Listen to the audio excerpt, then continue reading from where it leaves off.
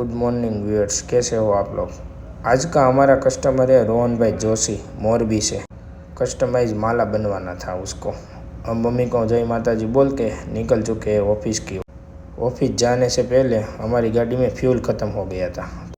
Fuel को full करके निकल चुके हैं हम ऑफिस की ओर। आज मौसम में थोड़ा बदलाव आया है, थोड़ा धूप निकला है और मज़ा आ रही है मौसम में। आज ऑफिस जाके रोहन भाई का मोरबी का पार्सल रेडी करना है और 2 ऑर्डर कंफर्म करने। हम इतनी देर में तो ऑफिस के पास पहुंच गए।